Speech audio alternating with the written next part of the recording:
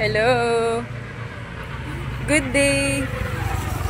Wala, video-video na po rin yung auntie guys ba kay kanang funny lang nyara kay naikoan generator siguro ni na lang ko i-share nga very funny and very kanang nonsense realization.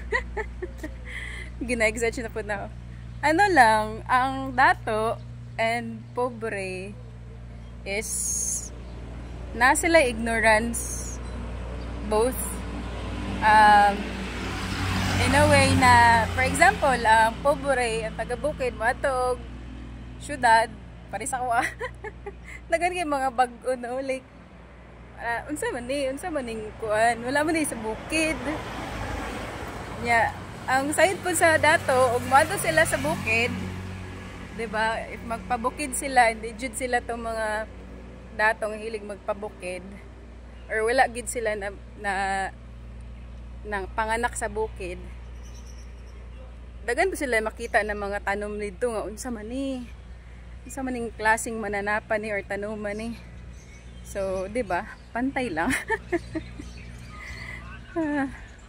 Pantay lang actually for me. Kay good morning. Kaya ano, ang mga taga-bukid manggod, they are rich.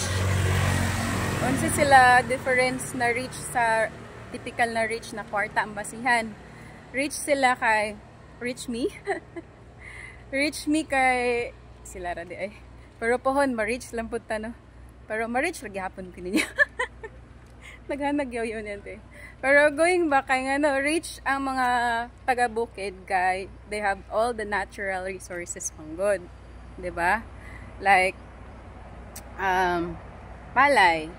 Kana mga stuffs ba nga natural lang sa nature. 'Di ba? Natural ganino kay nature. Hindi na nila kailangan paliton at lang silang backyard kung kuan sila ng very diligent sila mananom, industrious ug uban pang klase sa mga kanang ano basta kung kuan ka kung kugihan lang ka matanom, di ba? Diri basihan diri sa reach sa ano sa syudad. Nangalay na akong kamat is kwarta-kwarta gina guys, like tagkugbalay, na mga sports car, may mga sakyanan, mga SUV, and they're living luxurious life. Unsa ni guys? Sana pod ni diri guys. Oh, ay asa man tawagan. Makita ba ninyo guys? Kita ba? Tagnok. Awa. Tagnok. Mo lang to guys. Gi-introduce ra ta mo sa tagnok. Inita na oy.